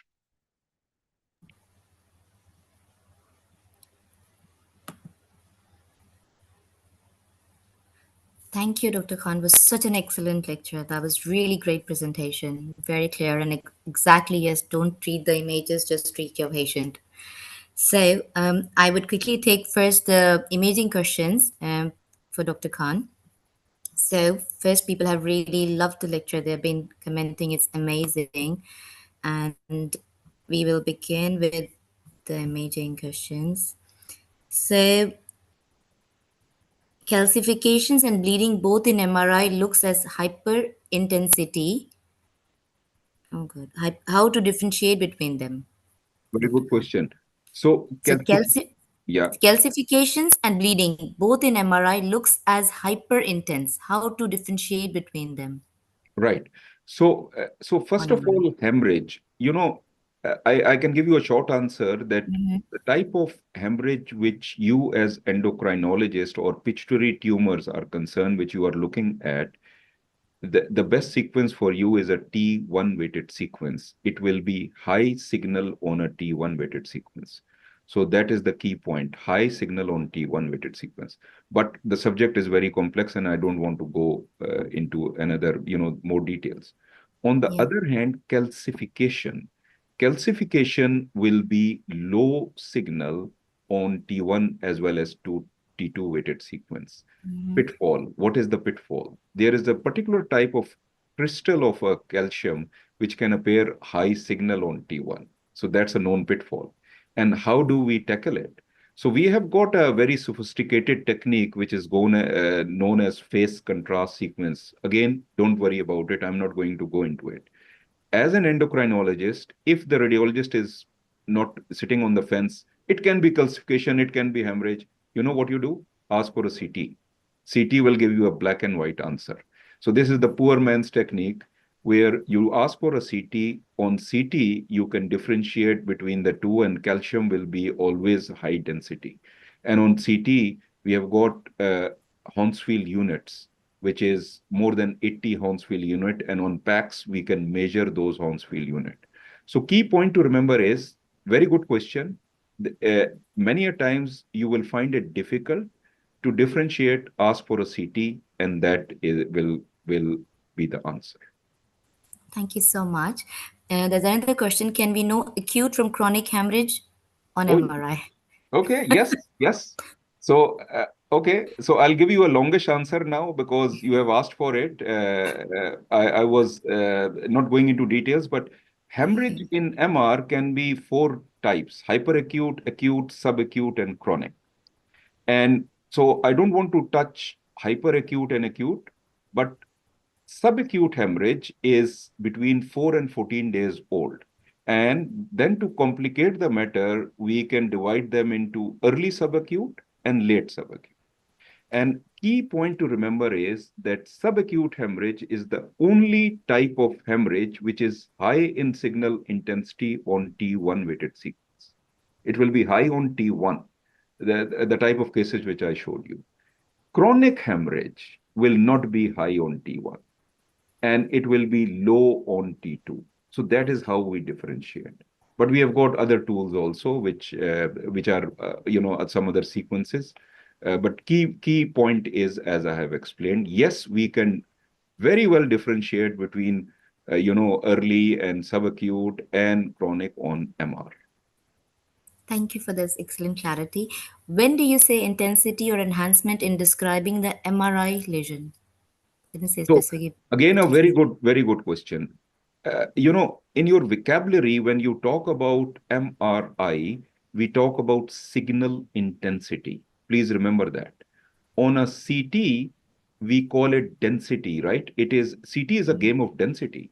So we use the word isodense, hyperdense, hypodense on CT. This is, hemorrhage will be hyperdense on a CT. But when we talk about MR, we use the word intensity. It is a signal intensity. So signal intensity means, it is brighter. So for example, the normal pituitary parenchyma is equal in signal intensity to the brain parenchyma. So anterior pituitary I'm talking about. And we will say it is iso-intense to the brain parenchyma. When it will enhance, which is a normal enhancement, we will call it, it is hyper enhancing or it is, hyper intense. I don't know if I have answered the question because the question was slightly different, but No, I think you've answered because the right. clarity on of how it is intensity and you've put it clarity. That's quite Yeah. clear. So remember intensity and density on CT. This is the difference. Yes, that was the question. So next is the snowman appearance. Where do we see it in the Redke's or cellar adenoma, and why do we see that shape? Right. The snowman. Can I share my Yes, you can, please. where is it? Is it projecting? Um, I am actually seeing a question answer type of a thing, so I am not oriented.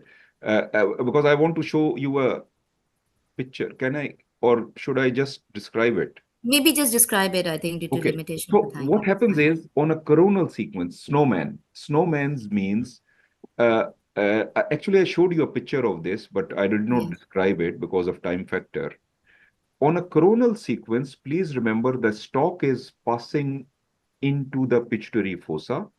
So what happens is when there is a tumor, which is a large tumor, it goes superiorly through the we call it a diaphragma sella. So basic concept is that there is a dural layer there. Within the dural layer, there is a hole. Through this hole, the stalk is passing. Now, what happens is that the pituitary tumor or the macroadenoma is going through this. So it is, it is impinged within this dura. It has got a confined space. Once it passes through it and goes into the suprasellar region, then again it has got space to go right and left. So this appearance creates a waist, as in your waist of the belt, and it will give you a figure of eight appearance or a snowman, whatever you want to call it. This will be for a large macroadenoma. So the waist is at the diaphragma sella, which is the hole in the dura. Okay. Thank you so much for your questions, answers. They were really, really very helpful. Thank you so much. I'll just put in the questions for Dr. Raya and Dr. Shamma. Any one of them can answer. So first is, how can we know about micro and macroadenoma on basis of prolactin level? Dr. Raya, probably. Okay.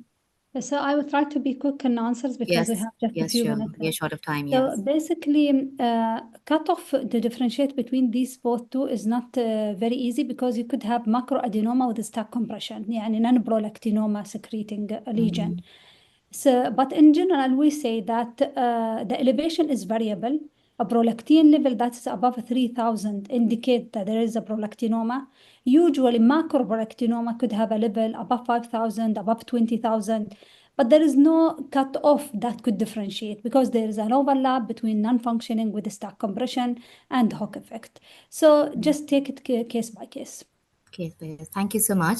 Maybe probably for Dr. Sharma, is the management difference in DK overlapping with HHS with DK? It actually won't differ. So usually it focuses on like extensive hydration and insulin therapy as long as the patient has feature of DKA. So we have to approach it as DKA. But it was important to understand why would the patient like present in such an unusual scenario. Is it an insulin resistance or insulin deficiency? And in this case, it is combination of both actually. Thank you. So anyone can answer that. When to order OGTT after surgery for acromegaly? If you allow me, I could Yes, answer. sure, Dr. Ryan, that's great. Okay, so there was a lot of emphasis for OGTT on previous consensus guidelines. However, the latest acromegaly consensus actually depends on IGF-1 at the time of diagnosis. They just mentioned the role of OGTT as an additional test at diagnosis in selected cases, only in equifocal cases.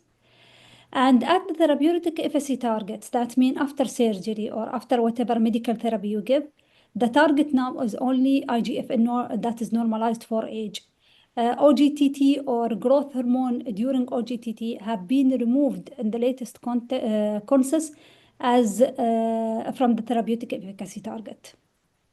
Thank you. That's quite clear. So quickly, treatment of resistant acromegaly. It's a huge topic, but maybe quickly 3 lines. I think this is a different topic completely, but Yeah, in so it's general, totally different. these patients need to be discussed in MDT. Acromegaly is one of the conditions that you can treat it as a personalized medicine.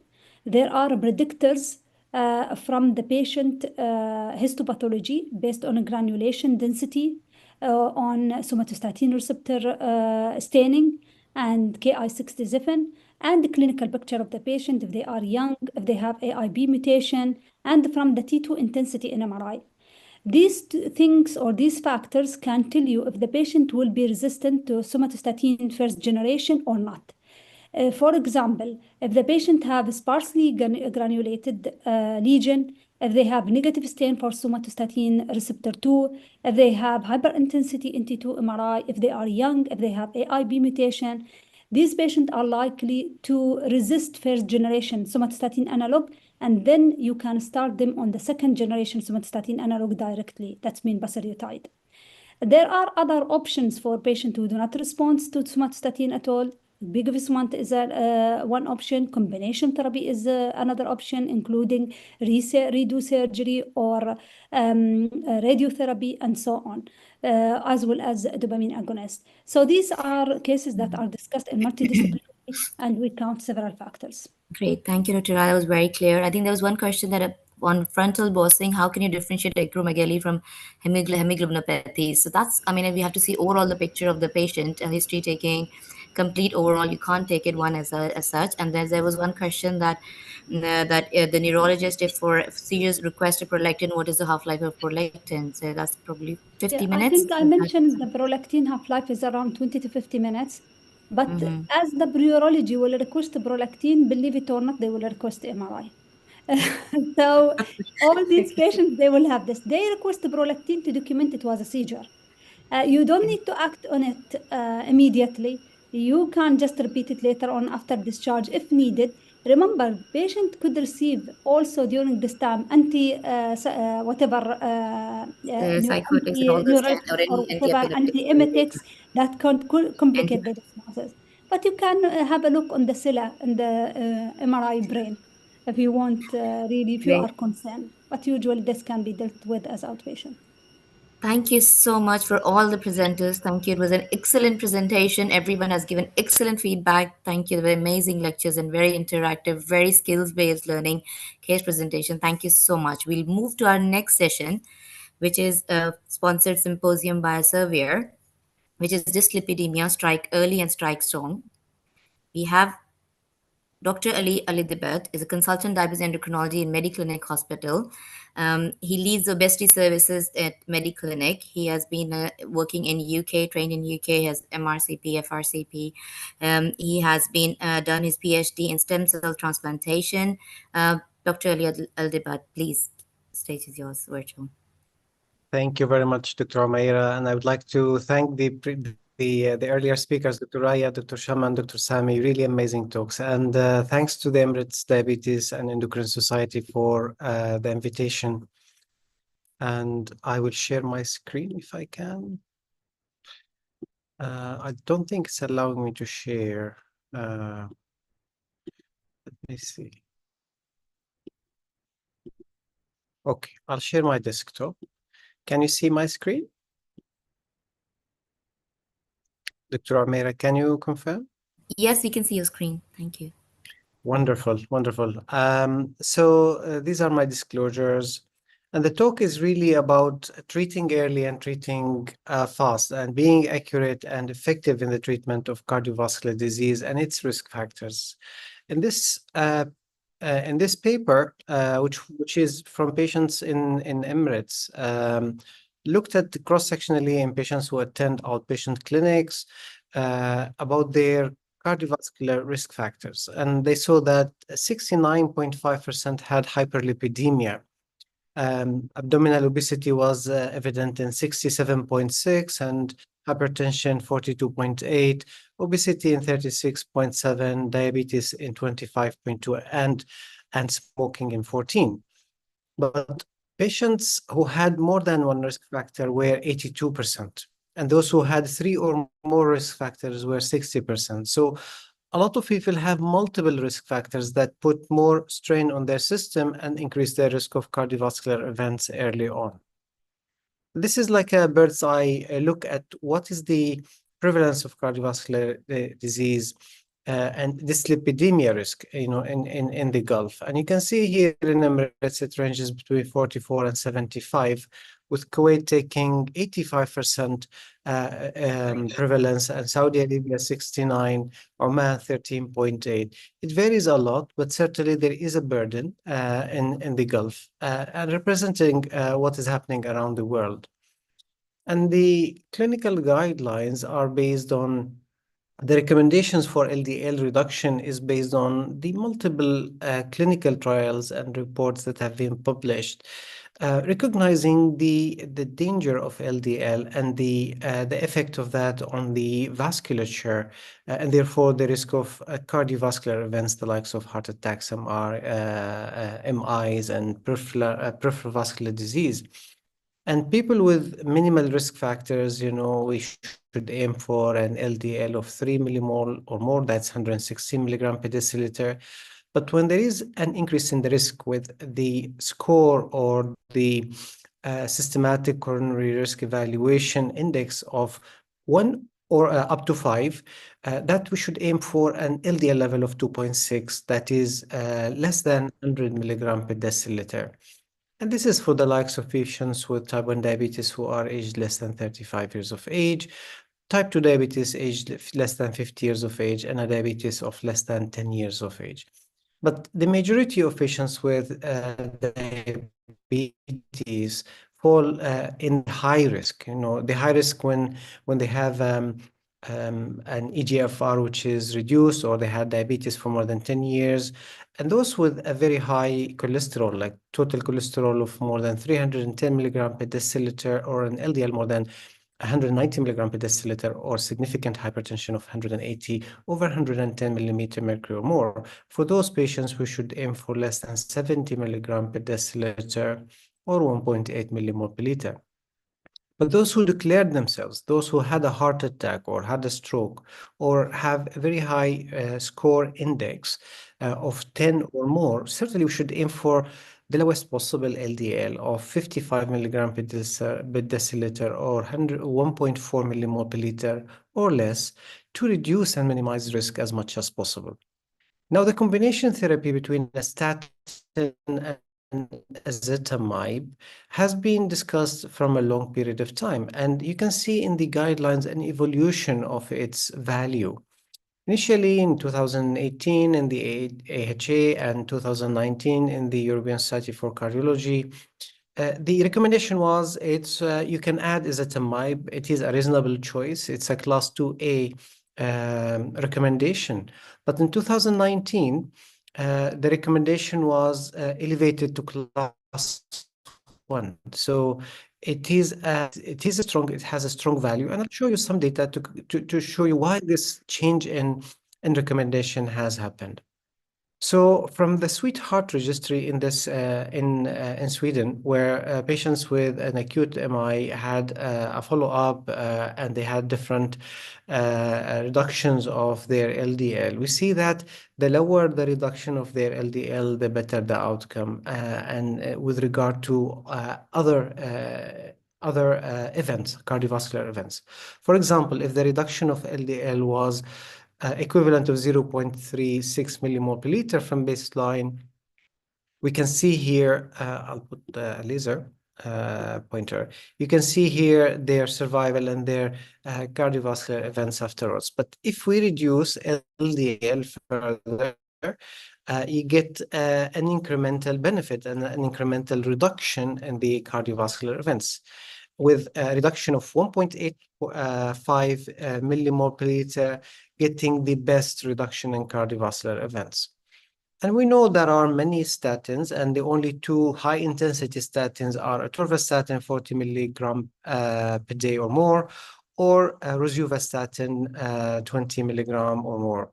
But high-intensity statins can give us around 50% reduction in LDL. So remember, we need to reduce LDL, the lowest, the best. And therefore, if we add the high-intensity statins, we get the average of 65 percentage points percentage reduction in the LDL. But we all know the PCSK9s, the likes of alirocumab and evocolumab, they reduce LDL by about 60%. So you can get higher, stronger, more potent reduction of LDL with the addition of ezetimibe to high-intensity statins. And you can see that beautifully in this trial, the MRS ROSI trial, in which patients were given either 5, 10, or 20 milligram of rosuvastatin, or they were given similar, but in addition to ezetimibe. And you can see here with 5 milligram of rosuvastatin, there is a 43% percentage reduction in LDL baseline. Up to 20 milligram, you get a 54 percentage reduction. But if you add to this 5 milligram rosuvastatin, 10 milligram of ezetimibe, you get a 56 percentage reduction. So you get a really more reduction than quadrupling the dose, than giving 20 milligrams of rosuvastatin. And you get even incremental benefit with reduction of LDL with the higher doses of rosuvastatin, reaching 63 percentage points from baseline.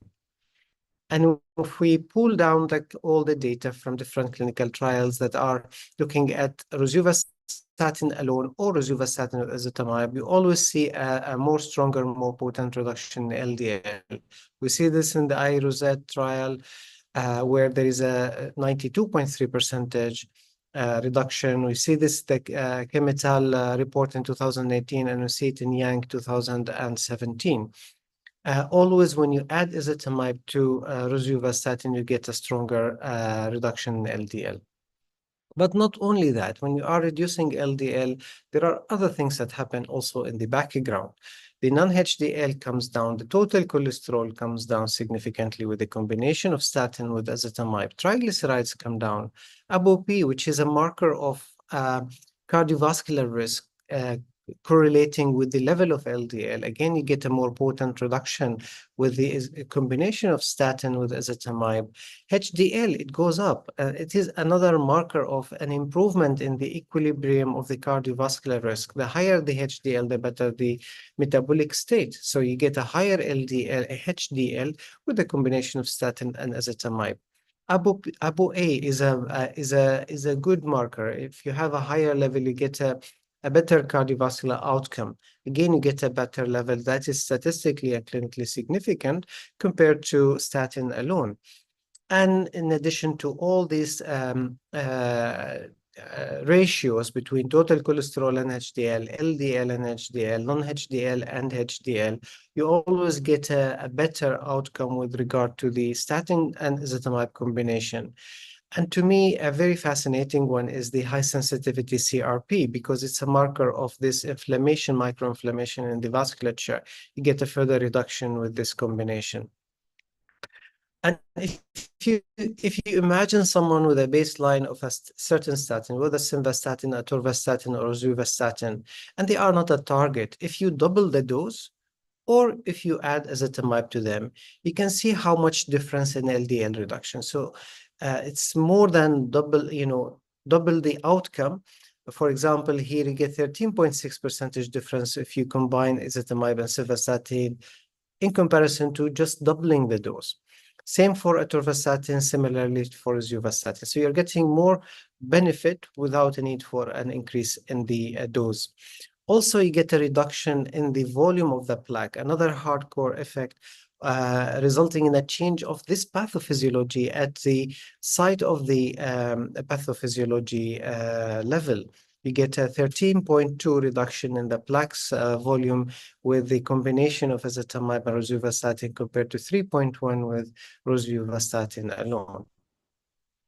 And the racing trial, you get where patients who had an atherosclerotic cardiovascular events were randomized to receive either moderate intensity statin and ezetimibe or high intensity statin. And remember, moderate intensity statin, if you give it ezetimibe, in its efficacy, it gives you higher efficacy than high intensity statins. And the idea from that to see, does that have is it inferior to high intensity statin? Because we all know high intensity statin is the go-to in terms of reducing cardiovascular events. And the trial looked at that, and so it was not inferior. So from a cardiovascular composite outcomes from cardiovascular death, non-fatal MI, and fatal stroke, the outcomes were similar. But the combination therapy, despite using moderate intensity statin, resulted in more potent LDL reduction and less discontinuation of therapy. And this is a marker of how tolerant the treatment is to patients compared to otherwise. So in high-intensity statins, there was an 8.2% discontinuation of therapy. Almost half of that was seen in the combination of lower-intensity statin and ezetimibe. And if we look at the subgroups, we see in the elderly, we see a similar finding. All those findings stand out in those with prior PCI, like they had stents inserted before, and those with diabetes and diabetes mellitus. So even in all those subgroups, we get these benefits maintained with regard to the combination of moderate intensity statin ezetimibe compared to high intensity statin. So how statin work? We all know how statins work, really. They block the HMG coenzyme reductase, which is important for the production of cholesterol in the hepatocytes. On the other hand, ezetimibe blocks the absorption of cholesterol from the gut. And remember, a very good component of the bile that circulates in the gut is cholesterol. So cholesterol circulates in the gut, and by blocking its reabsorption and also blocking the absorption of cholesterol coming from food, you reduce the cholesterol. So it's a concerted and cumulative effect of this statin therapy and ezetimibe to result in this amazing outcome. So in conclusion, we need to reduce LDL in our patients, and monotherapy does not always enable us to reach there, and not always well tolerated by patients. But the combination therapy allows us to reach there quicker, and it enables us to use a slightly lower doses of statins if the patient's case needs. Statin and ezetimibe combination is really powerful, and I've showed you from the clinical trials, and this stands out across the statin spectrum. And the combination therapy also reduces more LDL, it is more tolerated, less discontinuation, and it is recommended by guidelines after maximizing on the statin therapy if tolerated.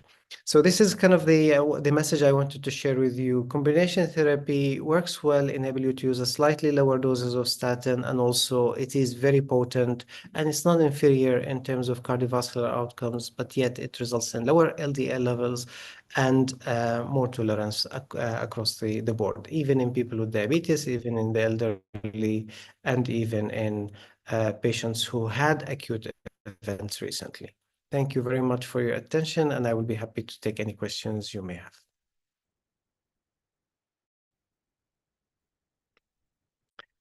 Dr. Omer, I can't hear you. I think you are mute. Sorry for Yes, that. now. Thank you so much. Sorry. Thank you so much for the excellent presentation. It was really good talk. So just one quick question is there that do you recommend, or is there that could we start with there's a question that is a combination therapy from the start? Is there any scope for that, or you have to still go for the maximum tolerating statin? It's a very good question, and it boils down to the what are you treating? So if someone has a heart attack, then we need to treat and lower the LDL as much as possible.